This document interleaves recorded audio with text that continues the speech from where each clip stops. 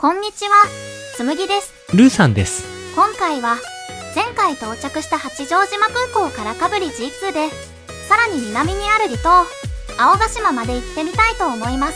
ヘリコプターならでは上空から景色をゆっくり堪能できるので、ぜひ最後まで楽しんでいってくださいね。ルーさん、今日もよろしくね。よろしくね。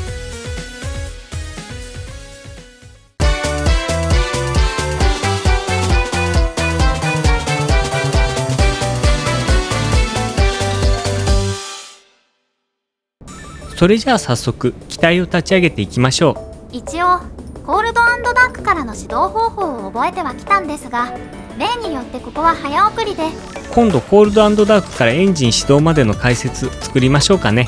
そうですね。今日ルート紹介いりますかね。まあ一応マップ出しておきましょうか。今回は RJTH 八丈島空港ランウェイ08から離陸して、そのまま八丈島を上空観光した後太平洋へ。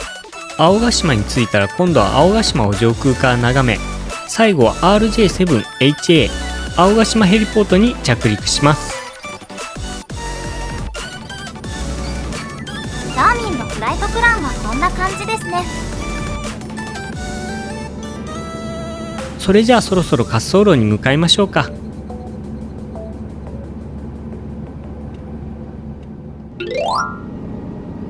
ということでランウェイ08にやってきました。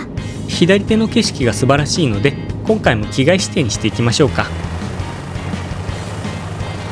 そびえ立つ八丈富士が雄大で素敵ですね。後ほど近くまで行ってみますね。しかしローテーションスピードまで地表近くを維持するの難しいですね。まあ慣れなんじゃないですかね。ちなみにフライトスティックはエアバスに倣って左手側に設置していますが、ヘリの場合は利き手の右手側に持ってきた方がやりやすいかもしれませんね。じゃあ今度スロットルと入れ替えて試してみてくださいな。目の前に見えるのが八丈島の海の玄関口、底土港ですね。竹芝桟橋や青ヶ島へのフェリーは主にこちらから発着していますね。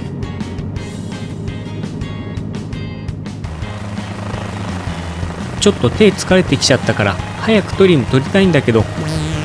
あはは、肩に力入りすぎなんですよ。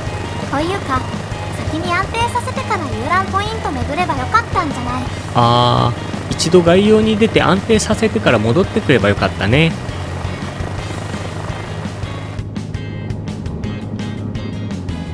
このように間近でゆっくりと景色を堪能できるのもヘリの魅力ですね。でも機体は不安定で操縦が難しいんだよね。まあまあ、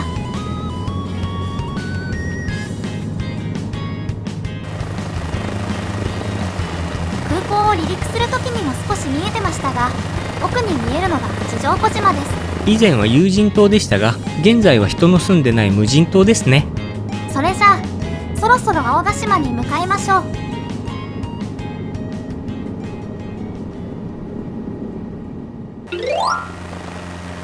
ということでこちらは太平洋の上空ですね。この辺りの海域はどちらかというとフィリピン海みたいですね。この辺りはとにかく何もないですが、八丈島空港から20分程度で到着できるので、皆さんも気軽に飛ばしていただけるんじゃないかなと思います。ちなみに実際は9人乗りのレオナルド AW139 型機が八丈島との間を1日に1往復のみしているのと、フェリーも1日1往復あるのですが、月の3分の1は運休で、運航日でも就航率は 5、60% と海空ともに上陸の難易度が高い島となっています。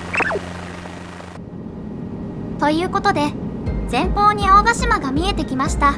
八丈島より小さくて断崖絶壁なので、本当に絶海の孤島っていう感じですよね。ですね。目の前に見えているのが大トン部、島の最高峰ですね。青ヶ島は活火山で外輪山と内輪山で形成されています。いわゆる二重カルデラというやつですね。先ほどもお話しした通りアクセスが困難な離島なので、自然が数多く手つかずで残っているのが素敵ですよね。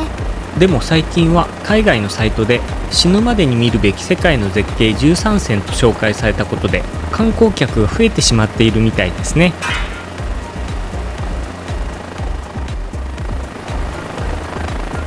それではそろそろヘリポートに着陸して終わりにしたいと思います。着陸難しくてすごい時間かかってるからほぼほぼカットだよ。あはは。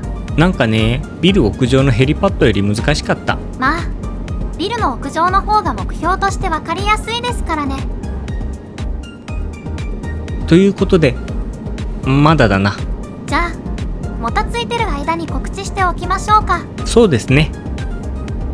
今回新しいプレイリスト離島へのフライトを作って今までのフライトも含めてそこに入れておきます。で今後主に日本の離島への動画を作ってシリーズ化していきたいと思いますので、ぜひコメント欄でリクエストをお寄せいただけると嬉しいです。ということでそろそろ降りれるかな。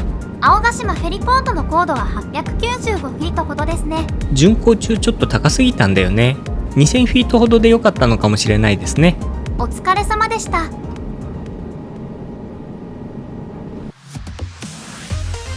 ということで今回は MSFS2024 のカブリ G2 で東京の離島青ヶ島まで行ってみました。実際に訪れるのは結構大変なところですが、フライトシミュレーターなら気軽に行かれるのでぜひ皆さんも行ってみてくださいね。それじゃあ今回はこの辺でせーの、また見てね。